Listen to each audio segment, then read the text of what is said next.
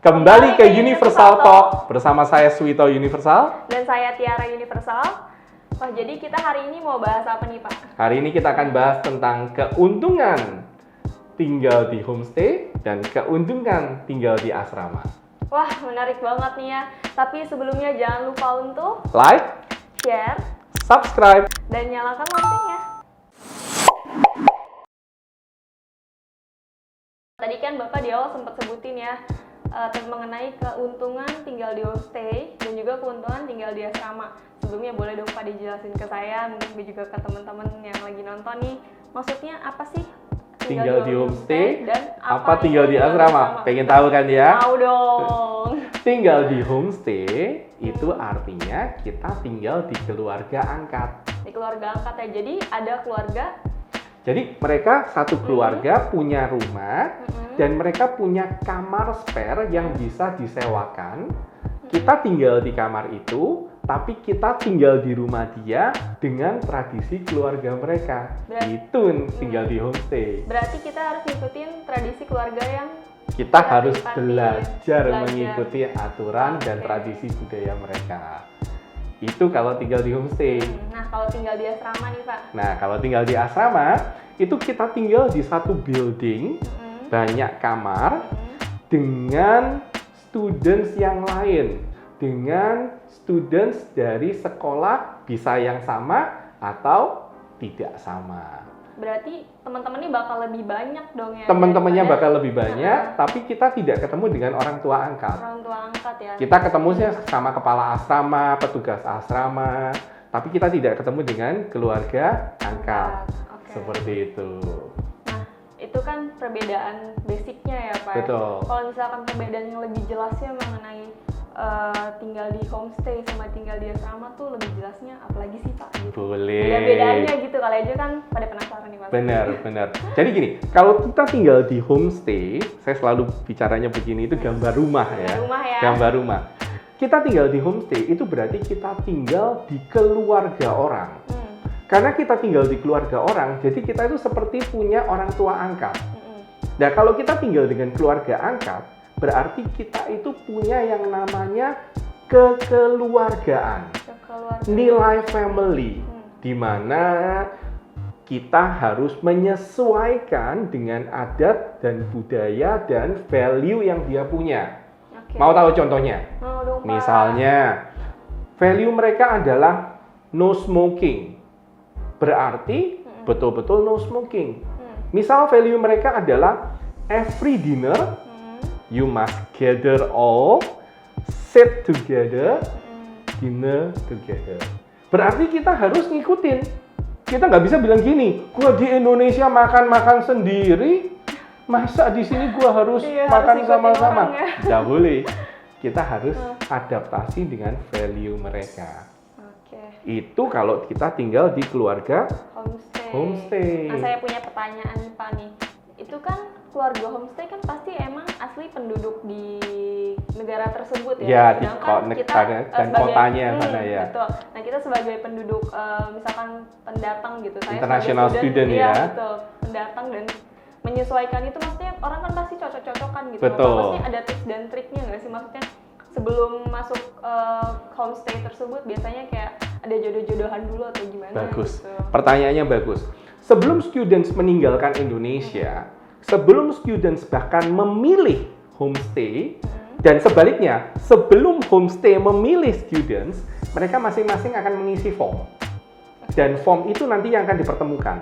Misal, ini students, international students, ini keluarga homestay. Kamu harus mengisi, kamu prefer keluarga dengan misalnya usia 50 sampai 60. Kamu prefer keluarga yang tidak merokok. Kamu prefer keluarga yang tanpa pet, tanpa anjing, tanpa kucing. Sebaliknya saya akan mengisi. Saya prefer anak dari Asia yang usianya antara 15 sampai 20 tahun. Yang tidak merokok. Yang misalnya suka berkebun. Seperti. Nah, ini yang akan di-matchingkan. Jadi minimum ada cross-checking sebelumnya. Itu yang di homestay.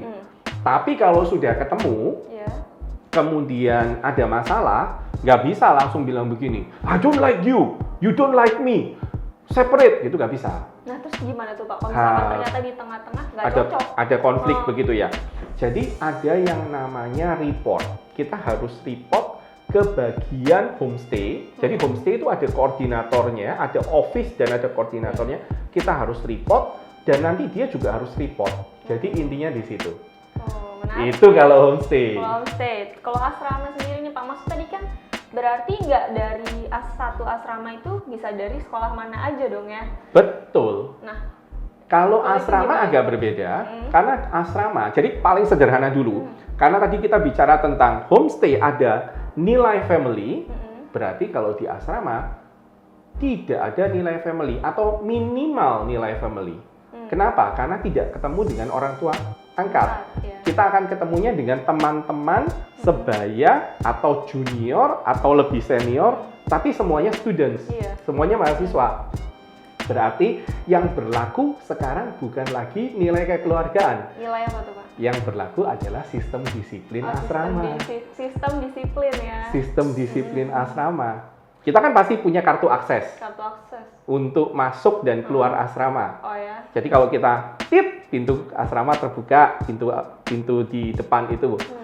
Secara otomatis kita tertulis di komputer mereka check in jam berapa. Kalau kita keluar, tip, secara otomatis tertulis kita check out jam berapa. Lebih strict ya?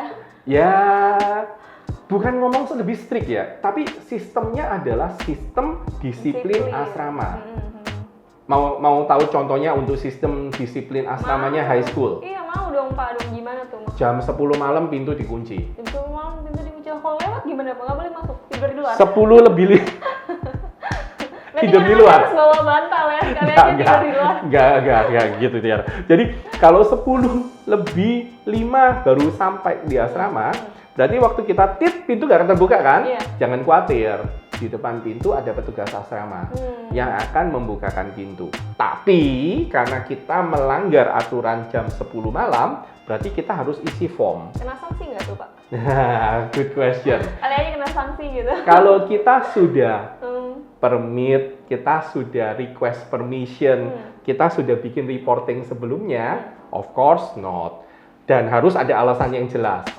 Tapi kalau kamu dugem, kamu ke clubbing, dan waktu reporting itu tidak ada alasan yang jelas, of course there is a penalty, there is a punishment. Bahkan bisa reporting ke keluarga orang tua di Indonesia. Seperti itu. Bikin orang tua khawatir ya Pak ya kalau misalkan macam-macam, tapi untungnya asrama cukup disiplin jadinya. Tiara soalnya mikirnya yang melanggar.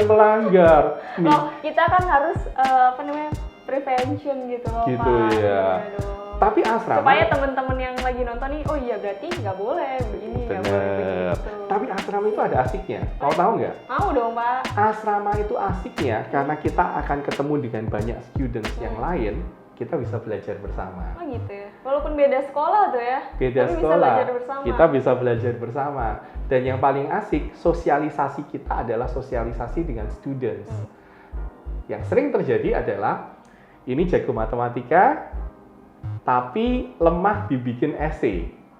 Ini lemah esai, tapi jago matematika. Iya kan? Iya.